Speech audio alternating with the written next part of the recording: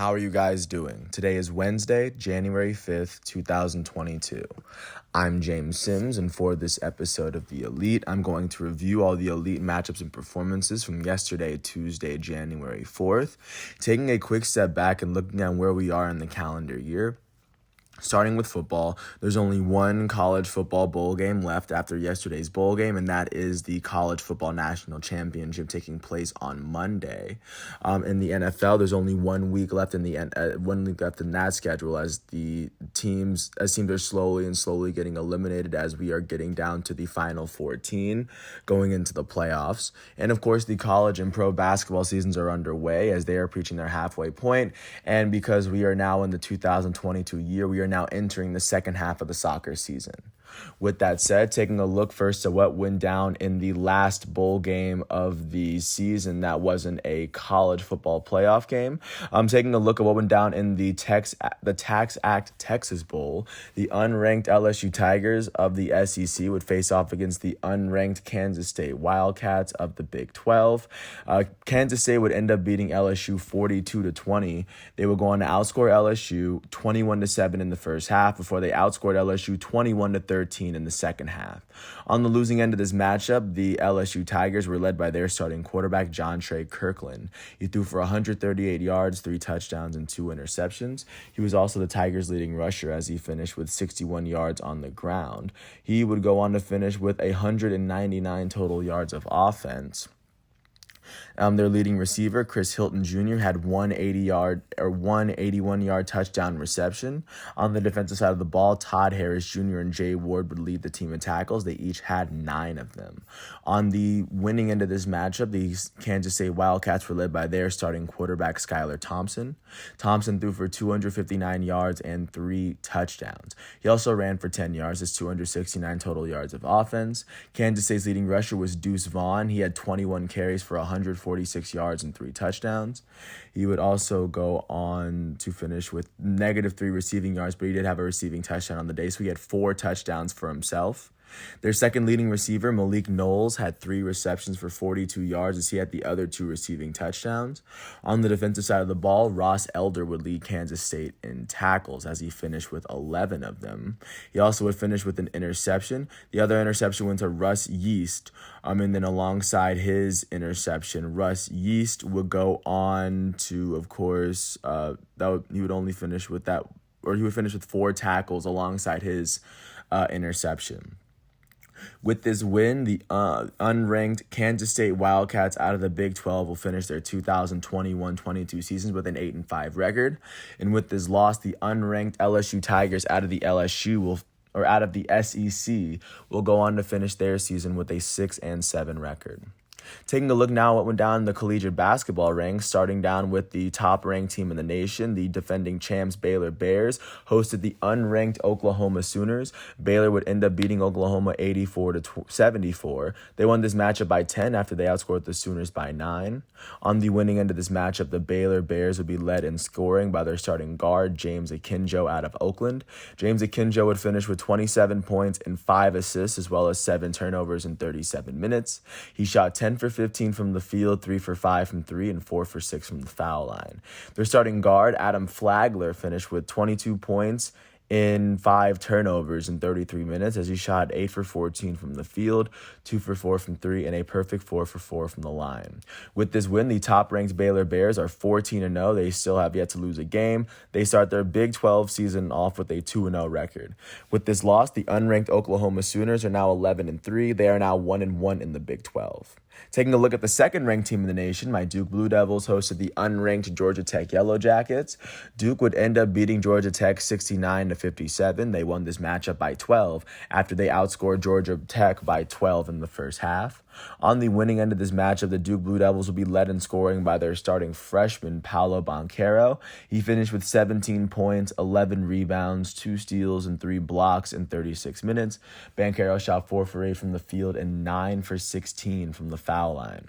With this win, the second-ranked Duke Blue Devils are now 12-1 as they are now 2-0 in the ACC. With this loss, the unranked Georgia Tech Yellow Jackets are now 6-7 as they are 0-3. They still have yet to win in the ACC. Taking a look at the sixth-ranked team in the nation, the Kansas Jayhawks went to Oklahoma State, where they would face off against the unranked Cowboys. Kansas would end up beating Oklahoma State 74-63. They won this matchup by 11 after they outscored the Oklahoma State Cowboys by 11 in the second half. On the winning end of this matchup, the sixth-ranked Jayhawks would be led in scoring by their forward off the bench, David McCormick, out of Norfolk, Virginia. He would go on to finish with 17 points and 15 rebounds in 23 minutes. He shot 7 for 13 from the field and a perfect 3 for 3 from the foul line. With this win, the Kansas Jayhawks are now 12-1. They are 1-0 in the Big 12 to start off their Big 12 schedule. With this loss, the unranked Oklahoma State Cowboys are now 7-5 as they are 0-1 in the Big 12.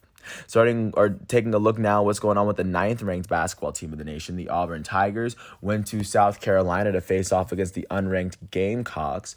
Auburn would end up beating South Carolina 81-66. They won this matchup by 15 after outscoring them by 15 in the first half.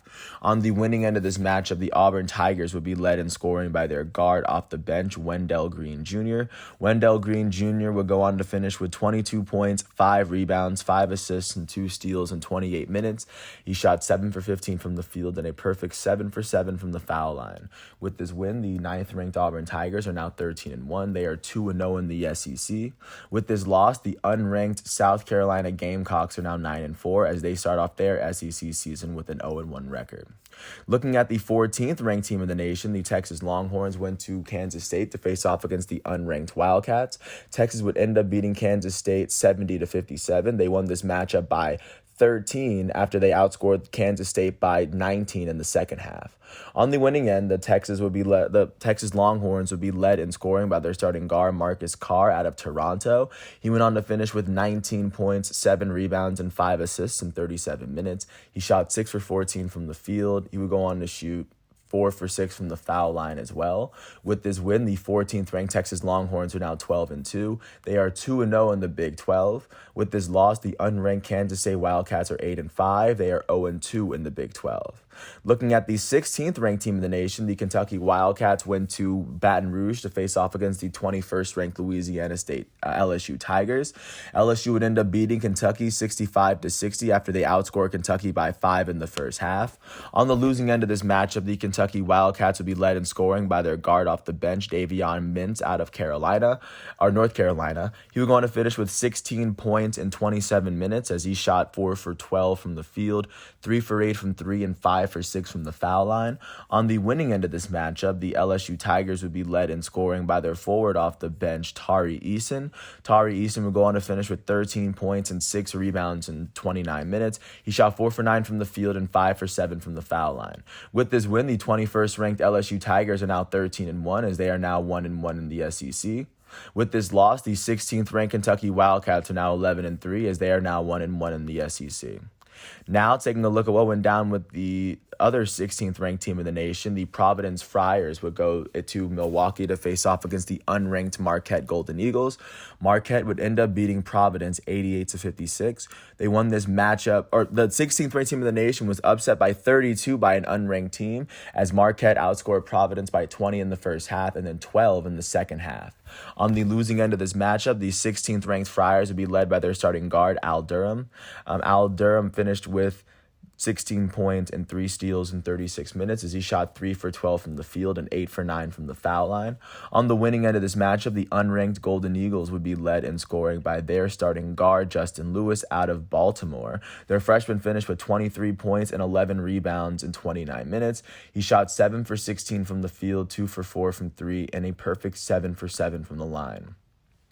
With this win, the unranked Marquette Golden Eagles are 9-6 as they are now 1-3 in the Big East. With this loss, the 16th-ranked Providence Friars are now 13-2 as they are now 3-1 in the Big East as Marquette picked up their first Big East win and Providence picked up their first Big East loss. Taking a look at what went down with the 20th-ranked team in the nation, the Colorado State Rams hosted the unranked Air Force Falcons. Colorado State would end up winning this matchup 67-59 after they outscored Air Force by 5 in the first half.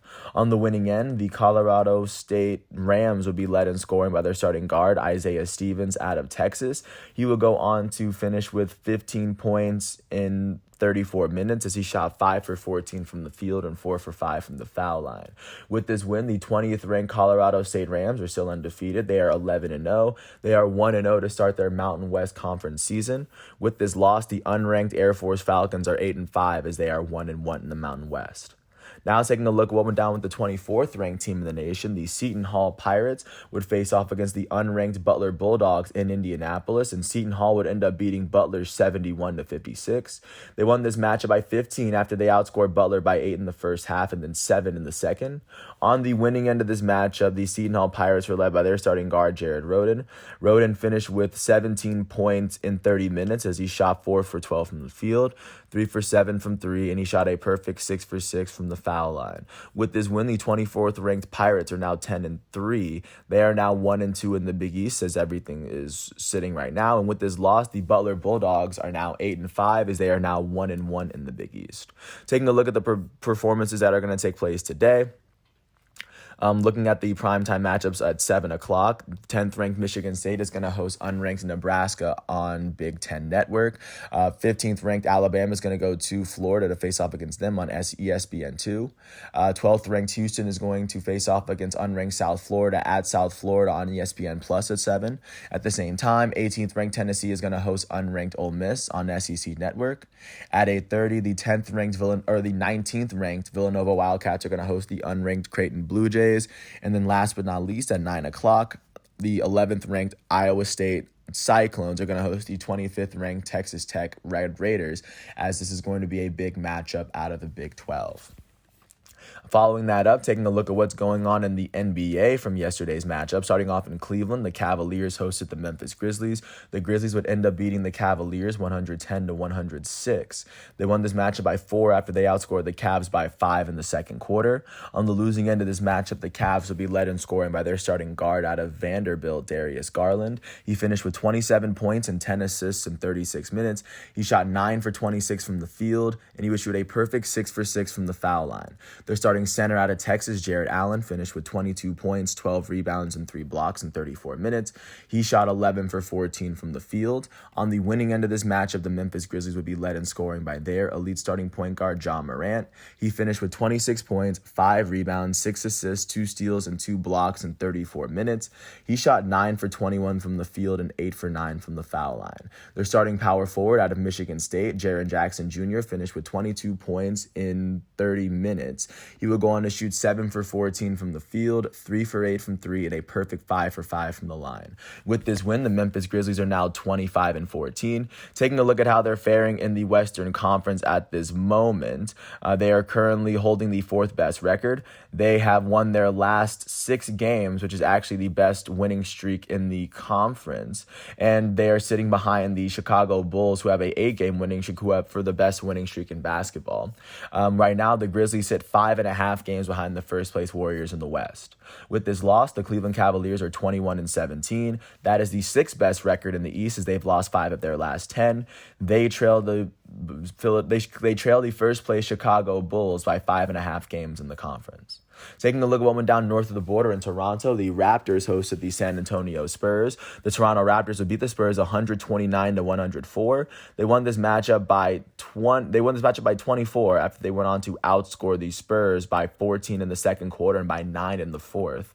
On the losing end of this matchup, the San Antonio Spurs were led by their starting center out of Utah, Jakob Poeltl. He finished with 19 points and 12 rebounds in 23 minutes. He shot 9 for 13 from the field. On the winning end of this matchup, the Toronto Raptors would be led in scoring by their starting shooting guard, Fred VanVleet. He finished with 33 points, 7 assists, and 2 steals in 32 minutes. He shot 12 for 23 from the field, 7 for 14 from 3, and a perfect 2 for 2 from the foul line. Their starting shooting guard out of Duke, Gary Trent Jr., would finish with 21 points and 2 steals in 32 minutes. He shot 8 for 16 from the field and a perfect 2 for 2 from the foul line. With this win, the Toronto Raptors are now 17-17. That is the 9th best record in the East, as they've won their last 3 games. They've won 6 of their last 10.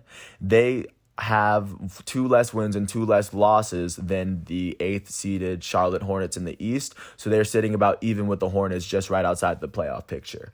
With this loss, the San Antonio Spurs are 14-22. They are tied with the Trailblazers for the 4th worst record in the Western Conference. The Spurs have lost their last 4 games and they've lost 6 of their last 10. They currently sit 4 games behind the 8th seeded LA Clippers in the Western Conference.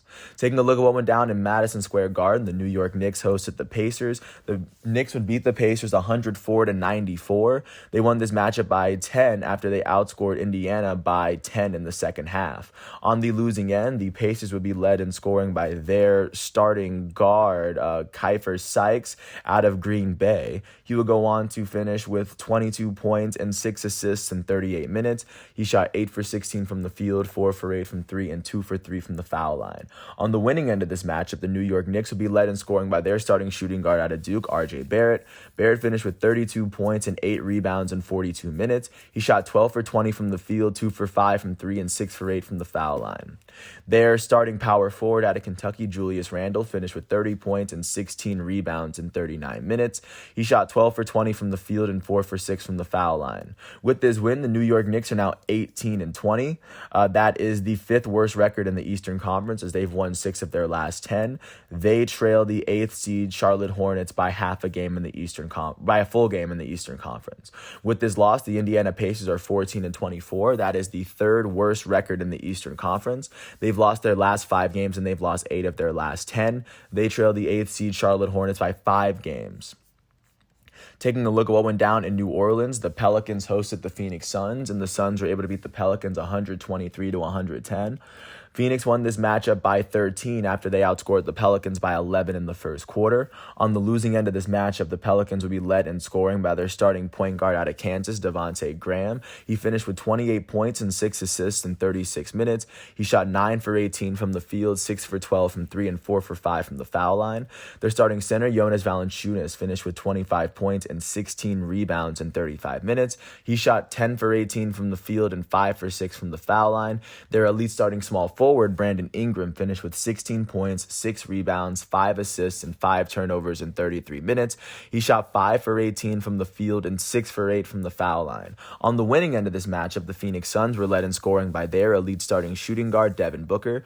Booker finished with 13 points, 9 rebounds, and 4 assists in 32 minutes. He shot 12 for 24 from the field, 3 for 6 from 3, and a perfect 6 for 6 from the foul line. Their starting small forward, Mikal Bridges, finished with 23 points in 42 minutes. He shot 9 for 13 from the field, 5 for 9 from 3, and also their elite starting point guard out of Wake Forest, Chris Paul, would finish with 11 points, 5 rebounds, and 15 assists in 35 minutes.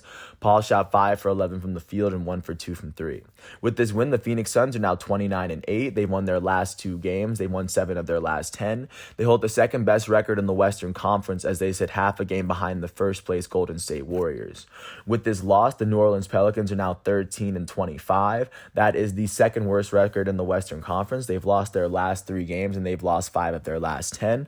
They trail the 8th seed LA Clippers by 6 games in the Western Conference. Last but not least, jumping out to the Crypto.com arena, the LA Lakers hosted the Sacramento Kings. The Lakers would end up beating the Kings 122-114. The Lakers would win this matchup by 8 after they outscored the Kings by 10 in the second half. On the losing end, the Kings would be led in scoring by their starting point guard out of Kentucky, De'Aaron Fox. Fox finished with 30 points and 6 assists in 33 minutes. He shot 12 for 21 from the field, 2 for 4 from 3, and a perfect 4 for 4 from the line. Their shooting guard off the bench, Buddy Hield, out of Oklahoma, finished with 26 points and 5 rebounds in 33 minutes. He shot 8 for 18 from the field, 7 for 13 from 3, and a perfect 3 for 3 from the foul line. On the winning end of this matchup, the Los Angeles Lakers would be led by their goated starting small forward, LeBron James. LeBron finished with 31 points, 5 rebounds, and 5 assists in 36 minutes. He shot 12 for 26 from the field, 3 for 10 from 3, and 4 for 5 from the foul line. Their starting shooting guard out of Kentucky, Malik Monk, would finish with 24 points in 37 minutes. He shot 8 for 15 from the field, 6 for 11 from 3, and 2 for 4 from the foul line. And their goated starting point guard, Russell Westbrook, the NBA's all-time leader in triple doubles, would finish with 19 points, 7 rebounds, and 2 assists in 34 minutes. He shot 7 for 19 from the field and 5 for 8 from the foul line. With this win, the LA Lakers are now 20-19. That is the 7th best record in the Western Conference, as they've won their last 3 games. They've won 4 of their last 10. They now sit 10.5 games behind the first place Golden State Warriors in the West. With this loss, the Sacramento Kings are now 16-23. That is the 10th best record in the Western Conference, as they've lost 6 of their last 10 games. They trail the 8th seeded LA Clippers by 3.5 games in the conference. That's what the NBA is looking like from yesterday's performances. Taking a look at what's going on today, starting off with the primetime games. The 7:30 ESPN matchup will feature the Dallas Mavericks and the Golden State Warriors. The Mavericks holding the 6th seed in the West and the Warriors holding the 1st seed. And that'll be the other primetime matchup will be the Denver Nuggets hosting the Utah Jazz. The Nuggets holding the 5th best record in the West and the Jazz holding the 3rd. Looking at the games that aren't on primetime, at 7 o'clock, the Charlotte Hornets are going to host the Detroit Pistons. The Orlando Magic are going to host the Philadelphia 76ers, and the Washington Wizards are going to host the Houston Rockets. At 7:30, the Boston Celtics are going to host the San Antonio Spurs. The Indiana Pacers are going to host the Brooklyn Nets as well. At 8 o'clock, the Milwaukee Bucks, the defending NBA champs, are going to host the Toronto Raptors from up north. The Minnesota Timberwolves are also going to host the Oklahoma City Thunder. At 10 o'clock, the Portland Trailblazers are going to host the Miami Heat. And last but not least, the Sacramento Kings are going to host the Atlanta Hawks. Taking a look now at what's going on in the world of soccer from yesterday, the only big matchup was the French Coupe de France matchup between reigning Ligue 1 champs Lille and Lens. Lens would end up advancing to the round of 16 off of penalty kicks after they scored both of their regulation goals in the second half to even up the game. But looking at what's going on today's big matchup, looking at the Carabao Cup and the semifinals will feature Chelsea versus Tottenham, as this is a big London matchup that many people are looking forward to. In the Spanish Copa del Rey, Barcelona is going to face off against Linares Deportivo in the round of 32 matchup. Also, looking at what's going on in that tournament, Real Madrid is going to face off against Alcoyano. And that's everything I have for you for yesterday's matchups from Tuesday, or from yesterday being Tuesday, January 4th. But with that said, I want to thank the ESPN, NCAA, NFL, and NBA, as well as the FIFA websites for giving me all that I need for this episode. I want to thank everyone for listening to all 22 minutes of this episode as we navigate through the world of sports one day at a time. And of course, if I butchered your name, I do apologize. I do plan on eventually getting them right. With that said, now that everything is done today, I'm going to wait for all of today's exhibitions and matchups to be done, and I will come back tomorrow on Thursday, January 6th for another episode. Thanks for listening. I hope all is well, and I'll catch you with another episode tomorrow. Peace out.